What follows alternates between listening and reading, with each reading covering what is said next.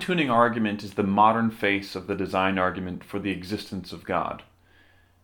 New discoveries in cosmology suggest that many constants and initial conditions of the universe appear to have fallen within a remarkably narrow range for the universe to be life-permitting at all. And given that there is no reason to think that the constants and initial conditions had to be as they are, then what, if any, significance is the fine-tuned discovery to the existence of God? Can this observation constitute evidence for God? Well, many seem to think so.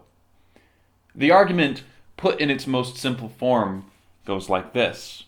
The probability of this new discovery, given the existence of a designer, is greater than the probability of this new discovery given no designer.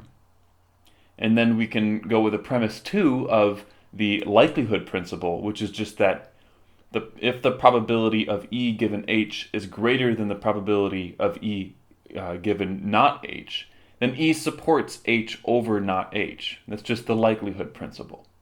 Now if premise 1 is true and we accept the likelihood principle, then it follows by way of the likelihood principle that the new discovery supports the designer hypothesis over the no designer hypothesis.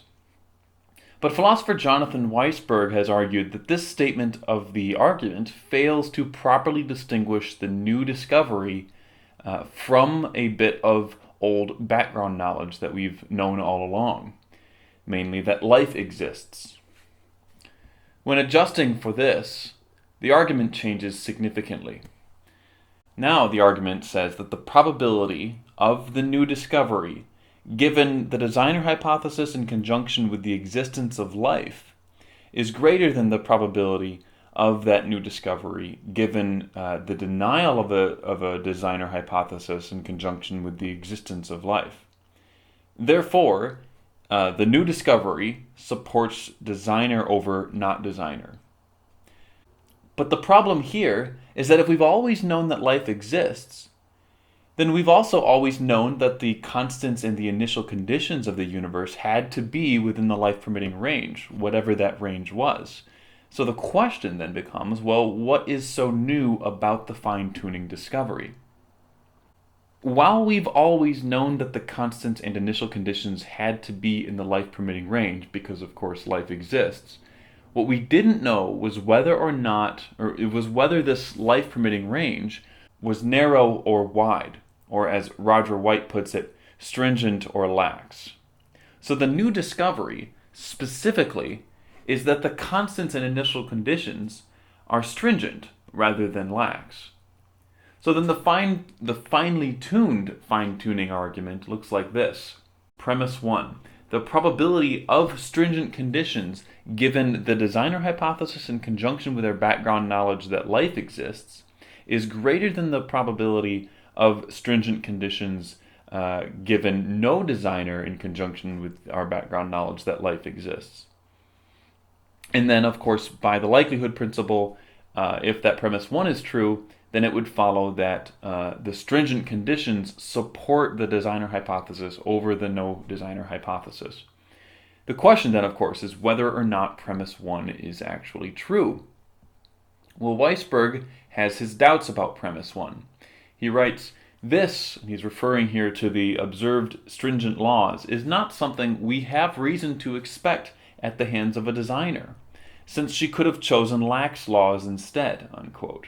He also writes, we have no reason to think that a designer would choose stringent laws as her way of creating intelligent life. He then concludes that the much-touted fine-tuning of physics is irrelevant to debates about design. But philosopher Roger White replies that Weisberg is mistaken. White argues that premise 1 can actually be arrived at by way of 3 plausible claims. The first one is that the probability of life existing given stringent conditions and no designer is less than the probability of life existing given lax conditions and no designer. Essentially, on the assumption that there's no designer, stringent laws will be less likely to bring about life than lax laws. The second claim is that the probability of life given stringent laws and a designer equals the probability of life given lax laws and a designer. So this is just that on the assumption of a designer intent on creating life, life will be created regardless of stringency or laxness of those conditions. Put another way, on the assumption that the design hypothesis is true, the existence of life does not depend upon the stringency or, again, the laxness of the laws or initial conditions. Now, his third claim, again, all three of these, he's saying we can reach premise one if all three of these are true. The third claim is that the probability of the design hypothesis on the assumption that the laws are stringent is greater than or equal to the probability of the design hypothesis on lax laws. And to support this third claim, White argues, quote, "The fact that the laws put stringent conditions on life does not by itself provide any evidence against a design. Of course, it is possible that a designer has a preference for laws that put stringent conditions on life's existence, or a preference for lax conditions. But as we have no reason to suspect either way, S by itself has no bearing on D, on the design hypothesis." Weisberg argues that not only does this rationale not support his third contention, actually the design theorist's reasoning actually shows 3 to be false. Weisberg writes, "Suppose 100 prisoners are sentenced to death, half housed in cell block A and half in cell block B. The law in this fictional world requires that exactly one prisoner be pardoned, and the lucky prisoner will be selected either by random lottery or by a judge who will be appointed to make the decision. If appointed, the judge will pardon someone who is innocent.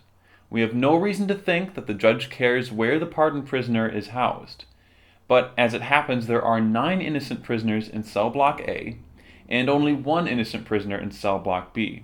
It is kept secret how the pardonee is selected. Now, suppose then we learned that the pardoned prisoner was housed in cell block B, the block with only 1 innocent prisoner. This discovery actually has a negative bearing on the hypothesis that the judge was appointed to make this decision, for she was 9 times more likely to pardon a prisoner from cell block A than from cell block B, whereas it was a 50-50 shot at the hands of chance. So even though we have no reason to think that the judge has any preference about where the pardonee is housed, where the pardonee is housed still bears on the hypothesis that the judge made the decision. So, that we have no reason to suspect a designer would have any preference between stringent or lax conditions for life does not show that S cannot bear negatively on the design hypothesis. Weisberg continues, quote, "Just as the pardoned prisoner from cell block B has a negative bearing on the hypothesis that the judge issued the pardon, the supposition that our universe's laws are stringent may have a negative bearing on the hypothesis that it is designed. For a designer intent on creating life is more likely to choose one of the plentiful lax options, just as the judge is more likely to choose a prisoner from the cell block with more innocent prisoners." Now, Weisberg admits that this can be a bit counterintuitive, and so he actually provides an illustration. So the line here across represents all possible universes with all possible combinations of constants and initial conditions, right? Weisberg then continues, the dots represent the life-supporting universes, those where life exists. As the picture suggests then, these become more common as we move to the right. By definition, the laxer laws yield life-supporting universes on more of the possible settings of the constants and initial conditions. Again, quoting Weisberg, "Chance's dart is more likely to land toward the left end of the spectrum than the designer's. The designer will land her dart on one of the dots, so hers is more likely to land closer to the right than to the left. But if there is no designer, the dart may land anywhere on the line, making it more likely than the designer's to land toward the left." So now once we consider the background evidence here of, that we've known all along that life exists, then the probability of then observing as we have that the conditions are strict rather than lax is the same on either the design hypothesis or the no design hypothesis.